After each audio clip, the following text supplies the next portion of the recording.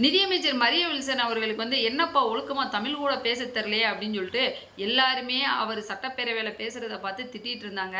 தமிழ்லேயும் பேச வரல, அட்லீஸ்ட் நம்பராது கரெக்டாக சொல்லுவாரா, கணக்காவது வருமாக்கன்னு பார்த்தா இதுவும் இவருக்கு வரலையே அப்படின்னு சொல்லிட்டு நிறைய ட்ரோல் பண்ணி வீடியோ எல்லாமே போட்டுட்டு இருந்தாங்க. அதுக்கு வந்து இப்போ ஃபுல் ஸ்டாப் வைக்கிற மாதிரி நிதியமைச்சர் மரிய வில்சன் அவர்கள் வந்துட்டு பொங்கிட்டாருங்க.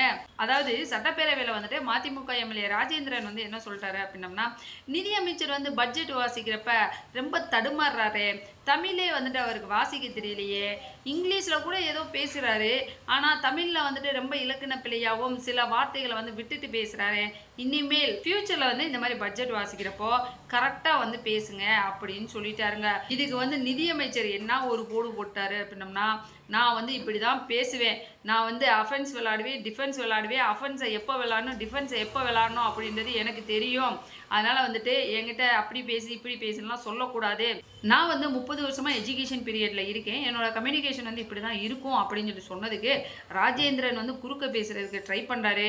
உடனே நிதியமைச்சர் வந்து என்ன சொல்கிறாரு, நீங்கள் குறுக்க பேசக்கூடாது, நீங்கள் கத்துனீங்கன்னா நானும் கத்துவேன் அப்படின்னு சொல்லிட்டு பயங்கரமாக கோபமாக பேசிட்டாருங்க.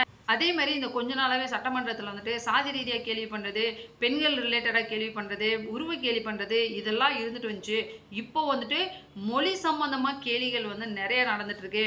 அதனால் எனக்கு தெரிஞ்ச ஒரே மொழி என்னோட கிறிஸ்டியானிட்டி வந்து சொல்லிக் கொடுத்துருக்கு, அன்பு மொழி, பாசத்தின் மொழி, அமைதியின் மொழி, இது மட்டும்தான் வந்து எனக்கு தெரியும்.